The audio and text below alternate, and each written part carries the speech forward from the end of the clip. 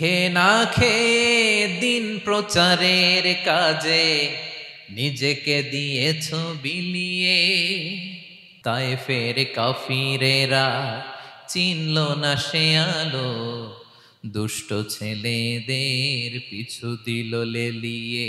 পাথরের আঘাতে ক্ষত বিক্ষত হয়ে সারা শরীর থেকে রক্ত ঝরে। হে রাসূল তোমাকে ভুলি আমি কেমন করে, হে রাসূল তোমাকে ভুলি আমি কেমন করে। আসসালামু আলাইকুম ওয়া রাহমাতুল্লাহি ওয়া বারাকাতুহু। নাহমাদুহু ওয়া নুসাল্লি আলা রাসূলিহিল কারীম। আম্মা বা'দু ফাআউযু বিল্লাহি মিনাশ শাইতানির রাজীম। বিসমিল্লাহির রাহমানির রাহিম। وَلَنَبْلُوَنَّكُمْ بِشَيْءٍ مِّنَ الْخَوْفِ وَالْجُوعِ وَنَقْصٍ مِّنَ الْأَمْوَالِ وَالْأَنفُسِ وَالثَّمَرَاتِ وَبَشِّرِ الصَّابِرِينَ الَّذِينَ إِذَا أَصَابَتْهُم مُّصِيبَةٌ قَالُوا إِنَّا لِلَّهِ وَإِنَّا إِلَيْهِ رَاجِعُونَ صدق الله العظيم رب اشرح لي صدري ويسر لي أمري واحلل عقدة من لساني يفقه قولي। মুয়ার ইসলামিক কনফারেন্স 2024-এ আপনারা যারা উপস্থিত হয়েছেন তাদের সবাইকে আমার অন্তরের অন্তঃস্থল থেকে জানাচ্ছি আন্তরিক শুভেচ্ছা এবং মুবারকবাদ। আহলান ওয়া সাহলান ওয়া মারহাবান বিকুম ফি হাযাল লিকা আত-তাইয়িব আল মুবারাক। আমরা শুরুতে আল্লাহ রাব্বুল ইজ্জা ওয়াল জালালের দরবারে শুকরিয়া জ্ঞাপন করছি, যিনি আজকে আমাদেরকে এরকম চমৎকার একটি পরিবেশে চমৎকার একটি ইসলামিক কনফারেন্সে উপস্থিত হওয়ার সুযোগ করে দিয়েছেন। আমরা সবাই পড়ছি কালিমাতুশ শুকর আলহামদুলিল্লাহ। আল্লাহ রাব্বুল ইজ্জা ওয়াল জালালের দরবারে শুকরিয়া জ্ঞাপনের পাশাপাশি আমি আজকের প্রোগ্রামের যারা অর্গানাইজিং কমিটি তাদেরকে অন্তরের অন্তঃস্থল থেকে ধন্যবাদ জানাতে চাই, এরকম চমৎকার একটি পরিবেশ, চমৎকার একটি ভেন্যুতে এই ইসলামিক কনফারেন্সের আয়োজন করবার জন্য। সম্মানিত সুধী, আমরা এই পৃথিবীতে খুব অল্প একটা সময়ের জন্য, একটা ট্রানজিট পিরিয়ড কাটানোর জন্য বেসিকলি আমরা এই পৃথিবীতে এসেছি। আমরা কি চিরকাল এই পৃথিবীতে থাকবো বলেন তো? না, একটা ট্রানজিট পিরিয়ডে আমরা এসেছি, আবার চলে যেতে হবে। এই যে আমাদের জীবন, এই জীবনের জন্য বিপদ, আপদ, পরীক্ষা, স্ট্রাগল এটা অনিবার্য, এটা হবে। বিপদ নাই, কষ্ট নাই, আপদ নাই, অনিশ্চয়তা নাই, স্ট্রাগল নাই, এমনকি কেউ আছে এখানে? কেউ কি হাত তুলে বলতে পারবেন যে হুজুর আমার জীবনে কোনো বিপদ নাই, অথবা আমার জীবনে কোনো দুঃখ নাই, কষ্ট নাই, কোনো স্ট্রাগল নাই, কোনো রিস্ক নাই? এরকম সৌভাগ্যবান কেউ আছেন এখানে? তাহলে জীবনের জন্য পরীক্ষা এটা অনস্বীকার্য, হবেই হবে পরীক্ষা। পৃথিবীর জীবনটাই এমন, এভাবেই এই লাইফকে ডিজাইন করা হয়েছে। পরীক্ষা থাকবে, এখানে বিপদ থাকবে, এগুলো উত্তীর্ণ হয়ে আপনাকে যেতে হবে। চিরসুখ চির শান্তি এটাই পৃথিবীতে হয় না। চিরসুখ এবং চিরশান্তির জায়গা হচ্ছে জান্নাত। চিরসুখ এবং চিরশান্তি কোথায়? এটা জান্নাতের বৈশিষ্ট্য। চিরসুখ চিরশান্তি, টেনশন নাই, ঝামেলা নাই, পরীক্ষা নাই, বিপদ নাই, রিস্ক নাই, স্ট্রাগল নাই, এটা হচ্ছে দ্য ফিচার্স অফ জান্নাত, জান্নাতের ফিচার। কিন্তু সমস্যা বাদে তখন যখন জান্নাতের ফিচার আমরা দুনিয়ায় খুঁজি, যেটা পাবো আমরা জান্নাতে, এটা খুঁজি কোথায়? এই তখনই সমস্যা বাদে। And this is the main problem. এটাই বড় সমস্যা। এই সমস্যার সমাধান কোথায়, এটা নিয়ে আজকে আমি কিছু কথা অ্যাড্রেস করবো ইনশাআল্লাহ। তো তাহলে আসুন শুনি জান্নাতের ফিচার কি। জান্নাতের কমন একটা ফিচার হচ্ছে জান্নাতে there will be no sickness in paradise. জান্নাতে কোনো অসুস্থতা থাকবে না, চিরসুস্থ। সুবহানাল্লাহ পড়েন। চিরসুস্থ, চির সবল, কেউ অসুস্থ হবে না জান্নাতে। জান্নাত হবে অ্যান্টি এইজিং, জান্নাতে বয়স বাড়বে না কারো, চিরযৌবনা, চিরযুবক, অ্যান্টি এজিং। আপনারা জানেন যে বর্তমান পৃথিবীতে অ্যান্টি এজিং ক্রিম পাওয়া যায় না? ক্রিম, কথা বুঝতেছেন? অ্যান্টি এজিং ক্রিম পাওয়া যায়। তারা বলে এই ক্রিম মাখলে চামড়ায় ভাঁজ পড়ে না। এটার দাম আছে কিন্তু অনেক। অ্যান্টি এজিং ক্রিম লাগায়, শ্যাম্পু ইউজ করে, অ্যান্টি এজিং অয়েল আছে, এটা দিলে নাকি চামড়ায় ভাঁজ পড়ে না। ইভেন ভারতের অনেক বড় একজন ব্যবসায়ী মুকেশ আম্বানি, নাম শুনছেন না, যে তার ছেলের বিয়ে হয়ে গেল, তো এই মুকেশ আম্বানির স্ত্রী নীতা আম্বানি, সে কিছুদিন আগে এক বটল গোল্ড ওয়াটার খেয়েছে, gold water, and its cost $60,000 $60,000 দাম এক বোতল গোল্ড ওয়াটারের। কেন? ফর অ্যান্টি এজিং, যাতে বয়সের ছাপ গালে না থাকে। এখন বলেন, এভাবে কি আমাদের বয়সকে ধরে রাখা সম্ভব এই পৃথিবীতে? সম্ভব না, কারণ এই ফিচারটা দুনিয়ার ফিচার না, এটা জান্নাতের ফিচার। সুবহানাল্লাহ পড়েন। তাহলে জান্নাতে কেউ অসুস্থ হবে না, জান্নাত হবে চির যৌবন, চির যৌবনা, ওখানে আমরা যুবক থাকবো, প্রত্যেকে 33 বছরের যুবক যুবতী হয়ে জান্নাতে ঢুকবো। বিষ্ণু ইসলাম বলেন, আহলুল জান্নাতি জুরদা ওয়া মুরদা ওয়া আবনাউ সালাসিন ওয়া সালাসিন, জান্নাতে যারা যাবে শুভ্র দাড়িবিহীন, প্রত্যেকে হবে 33 বছর বয়সের। ওই যে 33 বছর বয়সে একবার ঢুকলেন, আর বয়স বাড়বে না, ওইটাই চিরকাল ওই বয়স পাবেন। জান্নাতের আরেকটা ফিচার হচ্ছে নো ফ্রাস্ট্রেশন, কোনো চিন্তা নাই, দুশ্চিন্তা নাই, হাইপার টেনশন নাই, সজীব প্রাণবন্ত। সুবহানাল্লাহ। জান্নাতের আরেকটা ফিচার হচ্ছে there is no expiry date in জান্নাত। এক্সপায়ারি ডেট আছে? জান্নাতে যে ঢুকবো 7 দিনের জন্য চেক ইন, নাকি চেক ইন কয় দিনের জন্য? 7 দিন, 10 দিন পরে চেক আউট করে ফেলবে, এরকম না, নো এক্সপায়ারি ডেট, আজীবন। একবার এন্ট্রি পেলে বের হওয়ার টেনশন নাই। আল্লাহু আকবার। তাহলে no expiry date, rather it's eternal, আজীবন থাকবেন, খালিদিনা ফিহা, চিরকাল থাকবেন। এবং জান্নাতের সবচাইতে গুরুত্বপূর্ণ ফিচার হচ্ছে there will be no death in জান্নাত। জান্নাতে আপনার আর মৃত্যু হবে না, মৃত্যুর বিদায় হবে, তার মানে আপনি অমর হবেন। তাহলে আপনি চির সুস্থ, চির সবল হবেন জান্নাতে, চির যুবক থাকবেন, প্রাণবন্ত থাকবেন, আপনি অমর হবেন, আপনি জান্নাতে মরবেন না। জান্নাতীরা যখন জান্নাতে যাবে, ফেরেশতারা ডেকে বলবে, ইয়া আহলাল জান্নাতি ইন্না লাকুম আন তাসিহু ফালা তাসকামু আবাদা। জান্নাতীরা চিরকাল সুস্থ থাকবা, অসুস্থ হবা না। ইন্না লাকুম আন তাশিব্বু ফালা তাহরামু আবাদা, তোমরা শাবাব থাকবা, বুড়া হবা না। ওয়া ইন্না লাকুম আন তাহইয়াউ ফালা তামুতু আবাদা, চিরকাল বেঁচে থাকবা, মরবা না। এবং সেদিন জান্নাতে মৃত্যু দেয়া হবে, মৃত্যু দেয়া হবে। ইউতাল মাউতু বিকাবশিন আমলাহ, একটা ছাগলের আকৃতিতে মৃত্যুকে আনা হবে। ফায়ুযবাহুল মাউত, মৃত্যুকে জবাই দেয়া হবে। এবার জান্নাতীরা তাকিয়ে থাকবে, ফেরেশতারা বলবে, ইয়া আহলাল জান্নাতি খুলুদুন ফালা মাউত, হে জান্নাতীরা চিরকাল এই জান্নাতে থাকবে। তাহলে জান্নাতের ফিচার পাইছেন? এখন কোন বোকা যদি এই ফিচার দুনিয়ায় খোঁজে, পাবে? পাবে না, কারণ দুনিয়ার ফিচার আলাদা। দুনিয়ার ফিচার কি? এই দুনিয়াতে বিপদ আসবে, কষ্ট আছে দুনিয়াতে, হতাশা আছে, ভয় আছে, অসুস্থতা আছে, বার্ধক্য আছে, এবং এই দুনিয়ার একটা এক্সপায়ারি ডেট আছে, আছে না? দ্য ডে ইউ ডাই, যেদিন আপনি মারা যাবেন, এটা আপনার এক্সপায়ারি ডেট, চলে যেতে হবে, চলে যেতে হবে।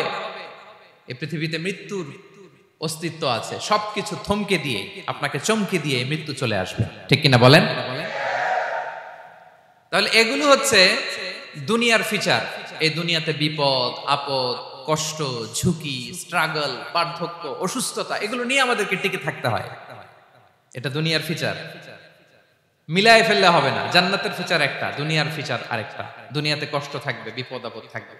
এই দুনিয়ার ফিচারটা আল্লাহ তাআলা কোরআনের একটা আয়াতে খুব চমৎকার ভাবে উল্লেখ করেছেন, সেটা দিয়েই আমি আলোচনা শুরু করেছি। আল্লাহ তাআলা ইরশাদ করছেন, ওয়ালা নাবলুওয়ান্নাকুম বিশাইইম মিনাল খাউফি ওয়াল জুই ওয়া নাকসিম মিনাল আমওয়ালি ওয়াল আনফুসি ওয়াস সামারাত ওয়া বাশশিরিস সাবিরিন। আল্লাহ তাআলা বলছেন, অবশ্যই অবশ্যই আমি তোমাদেরকে পরীক্ষা করব, ভয় দিয়ে, ক্ষুধা দিয়ে, সম্পদের ঘাটতি দিয়ে, আতঙ্ক দিয়ে, প্রাণনাশ দিয়ে, ফল ফসলের হানি দিয়ে পরীক্ষা করব। কিন্তু এই পরীক্ষায় যারা উত্তীর্ণ হবে, যারা সবর ইখতিয়ার করবে, ওয়াবাশশিরিস সাবিরিন, ধৈর্যশীলদের জন্যই হচ্ছে সুসংবাদ। আলহামদুলিল্লাহ পড়ে। তাহলে সম্মানিত সুধী, আমরা বুঝতে পারলাম এই পৃথিবীর ফিচার হচ্ছে এখানে বিপদ থাকবে, বিপদ ছাড়া কেউ থাকবে না। স্ট্রাগল থাকবে, কষ্ট থাকবে, ঝুঁকি থাকবে, রিস্ক থাকবে, এবং নানা ধরনের বিপদ আপদ দিয়ে আল্লাহ তাআলা আমাদেরকে পরীক্ষা করবেন। এটা মাস্ট, এটা আমাদের মাইন্ডসেটে নিয়ে নিতে হবে। মাইন্ডসেটে এটা ক্লিয়ার থাকতে হবে। চিরসুখ চিরশান্তি এই দুনিয়াতে মিলবে, কোথায় মিলবে তাহলে? এটা